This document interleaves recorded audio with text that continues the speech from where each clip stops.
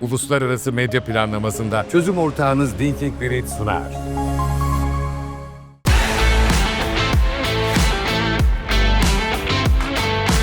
LinkedIn'in Türkiye'de Top Voice unvanını verdiği ilk kişiyim. İlk 1,5 sene sadece bende olan bir unvandı. Bildiğim kadarıyla da şu anda Türkiye'de benden başka 2 kişide bu unvan var. Aylık olarak eriştiğim insan sayısı 2,5-3 milyon civarı. Yani LinkedIn'in bana verdiği istatistikler böyle.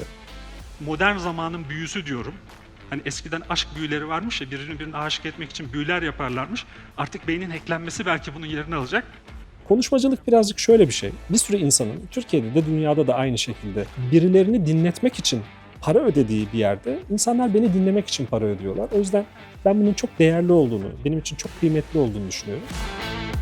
Ben hep şöyle bakıyorum, yurt dışında yaşayan Türkler birbiriyle ne kadar sıkı temaslı olursa bu Türk toplumunun o kadar faydasına olacak. Çünkü bizim Türkiye'deki Türk toplumunu kalkındırmak için, geliştirmek için, yükseltmek için tek ihtiyacımız olan şey Türkiye'deki Türkler değil, yurt dışındaki Türkler de aynı şekilde.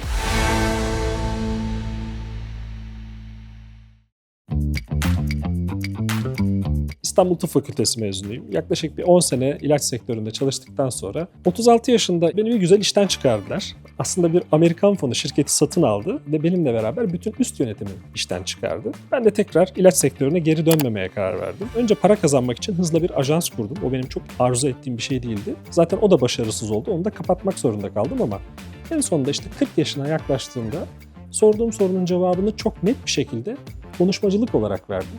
2019'da bu kararı aldım. Ne mutlu ki işte son 5-6 senedir sadece konuşmacılık, profesyonel konuşmacılık yaparak hayatımı sürdürebiliyorum. Çok çok büyük zevkle yaptığım bir şey. Sesim çıktığı sürece, zihnim çalıştığı sürece ömür boyu yapmak istediğim bir iş bu.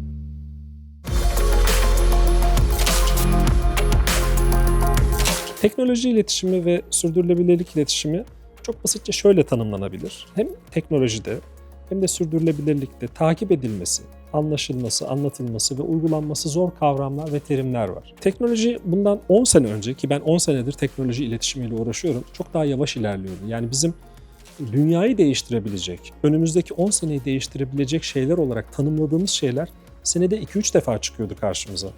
Ondan sonra hani 5-6 sene önce bunlar böyle ayda bir falan olmaya başladı. Ama şu an içerisinde ben bir hafta oradan uzak kaldığımda takip edemediğim şeyler dünyayı değiştirmek üzere olabiliyor. O yüzden de standart bir işle uğraşan, yani benim gibi bütün işi okuyup araştırmak olmayan insanların bunu takip edebilme şansı yok. Ben bugün bir haberi okuduğum zaman o haberi tek başına o içerikle okumuyorum. Yani arkadan gelen bir bilgim var. Dünya 20 sene evvel neredeydi, 10 sene evvel neredeydi, 1 sene evvel neredeydi, bugün nerede? Onların hepsi benim kafamda birleşiyor. Yani bunun ekonomik etkileri ne oluyor, sosyal etkileri ne oluyor, politik etkileri ne oluyor ya da belli politik değişikliklerin, işte Amerika seçimlerinin dünyadaki yapay zeka ekosistemine etkilerini ben kafamda bir anda birleştirebiliyorum. Böyle bir becerim oluştu. Çünkü bu benim işim. Okumak, anlamak ve anlatmak. Dolayısıyla bütün odağımı orada tutuyorum. Onun dışında da dikkatimin dağılmasına izin vermiyorum. Pazarlamacıların çok sık kullandıkları bir yöntem vardır. Online marketer search. Belki günün birinde bu on-brain marketer search olacak.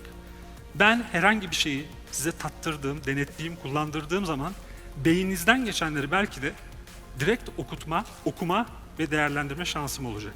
Konuşmacılık birazcık şöyle bir şey. Bir sürü insanın, Türkiye'de de dünyada da aynı şekilde tabir yerindeyse birilerini dinletmek için para ödediği bir yerde insanlar beni dinlemek için para ödüyorlar. O yüzden ben bunun çok değerli olduğunu, benim için çok kıymetli olduğunu düşünüyorum. O yüzden de çok ekstra bir çabam var. Teknoloji ve sürdürülebilirlik bağlamında belli kavramları kimi zaman 6 yaşında bir çocuğun anlayabileceği şekilde basitleştirebilmek için çok çalışıyorum. Bir kavram için 2 ayı harcamak anlamına da gelebiliyor. Olduğu oluyor gerçekten. Bugün anlattığım bir konuyu, örnek veriyorum yapay zeka ve sürdürülebilirlik trendleriyle ilgili bir konuşma yaptığımda 2 ay sonraki aynı başlıktaki konuşmayı benim farklı bir şekilde yapmam gerekiyor. Çünkü 2 ay içerisinde işte geçtiğimiz günlerde de konuşulduğu, işte önce ilk çıkanlardan biri olduğu için söylüyorum. ChatGPT mesela. Şimdi ChatGPT'nin sayısız rakibi var. Çok daha kolay kullanılan, çok daha ucuza geliştirilmiş, çok daha ucuza aboneliği olan, hatta bedava olan. Dolayısıyla benim bütün bunları takip edip o trendlerin ekonomik etkilerini, sosyal etkilerini, iş dünyasında etkilerini doğru anlayıp doğru bir şekilde anlatabilmem gerekiyor. Sonuç itibariyle 45 dakikada insanlara en baştan sıfırdan bir şey öğretme şansınız yok. Yani bu bir üniversite dersi değil. O yüzden benim genelde amacım insanlara sorular sordurtmak. Yani her şeyin cevabını veremiyorum o konuşma sırasında. Ama sorular sordurtabiliyorum ki merak etsinler, daha fazlasını bulsunlar, daha detayına girsinler ve işleri için, kendi işleri için daha önemli olanları bir şekilde tespit edebilsinler. Kimi zaman heyecan yaratabiliyorum, kimi zaman harekete geçirebiliyorum. Benim genelde amaçlarım bu şekilde şekilleniyor.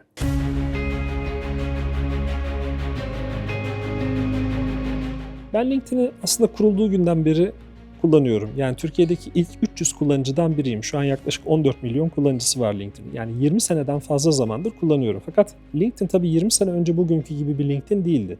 İnsanlar sadece birbiriyle bağlantı kuruyordu. Çalıştıkları şirketleri, aldıkları eğitimleri yazabiliyorlardı. Fakat son 10 senede LinkedIn bambaşka bir hale dönüştü. Bir sosyal network'e, sosyal ağ, iş için kullanılan sosyal ağa dönüştü. Ben de yaklaşık bundan 10 sene önce gün içerisinde okuduğum, yani takip ettiğim teknoloji haberlerini, trendlerini, raporlarını yavaş yavaş paylaşmaya başladım. Yani herhangi bir beklentim yoktu.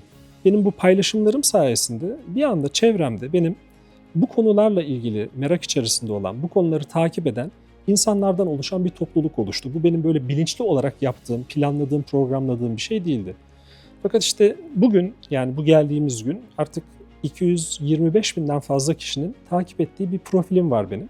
O sayede de bu konuları, yani takip ettiğim konuları her gün yüz binlerce kişiye ulaştırma şansı sağlıyor bana. Bununla beraber kurduğum WhatsApp grupları da, yani bülten grupları da yine aynı şekilde bana destek oluyor. Dolayısıyla LinkedIn benim için ana kanal diyebiliriz. Teknoloji ve sürdürülebilirlik iletişimi ve mesleki açıdan. Benim LinkedIn'de aylık olarak eriştiğim insan sayısı 2,5-3 milyon civarı. Yani LinkedIn'in bana verdiği istatistikler böyle. LinkedIn'in Türkiye'de Top Voice unvanını verdiği ilk kişiyim.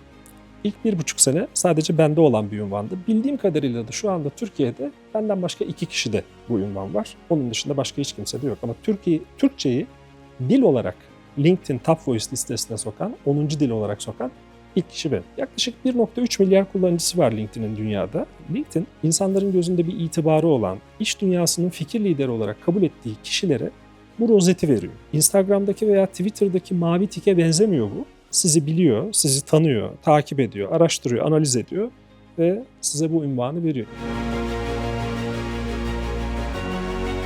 Günde yaklaşık 3,5-4 saatimi ayırıyorum LinkedIn'e. Bunun yaklaşık 1 saati benim hazırladığım şeyleri paylaşmak için geçirdiğim 1 saat. Onun dışındaki 2-3 saati takip ettiğim kişilerin, bağlantıda olduğum kişilerin paylaştıklarına bakmak için, onları okumak için, onlara katkıda bulunmak için, yorum yapmak veya soru sormak için ayırıyorum.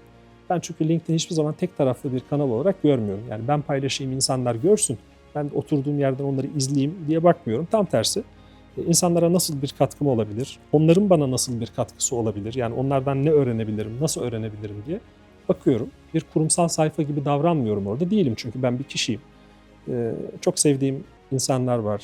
Hiç tanımadığım, uzaktan takip ettiğim, çok faydalandığım insanlar var veya sayfalar var, kurumlar var. Bunların bir kısmı sivil toplum kuruluşu, bir kısmı özel sektörden şirketler. Dolayısıyla hem kurumlar ve kişiler benimle temasta olsun hem de ben onlarla temasta olayım diye düşünerek LinkedIn'i bu şekilde kullanıyorum. Birinci önceliğim benim o takip eden topluluğuma bir fayda getirmek. Yani paylaştığım şey bir reklam içeriği de olabilir, bir trend raporu da olabilir, bir haber de olabilir.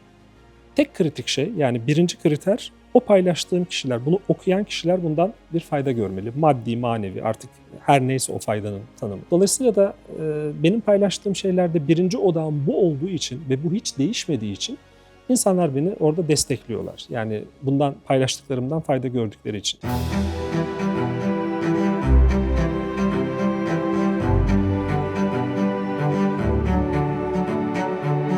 Social Touch buluşma serileri, yani Social Touch yapısı 2023'ün Ekim ayında başlayan bir yapı, bir serüven. Londra buluşmasıyla başlayan yaklaşık 10 ülkede 20 tane buluşma yaptık. Bu buluşmalarda da toplamda yaklaşık 4000 Türk bir araya geldi. Şöyle düşünün ki bu akşam bir konferanstayız biz ve şu an konferansın en zevkli kısmındayız, kahve arasındayız. Ve bu kahve arası 2 saat sürecek. Amacımız bu 2 saat boyunca birbirimizle tanışıp sohbet etmek. Bu bahsettiğim son 3 buluşmanın 2 tanesini, yani Lüksemburg'dakini ve Amsterdam'dakini Turkish Global Society ile beraber planladık. Onlar zaten bütün dünyaya ulaşıyorlar. Yani dünyada çok büyük bir erişimleri var. Özellikle iş insanları arasında. Farklı farklı yerlerde farklı farklı etkinlikler organize ediyorlar.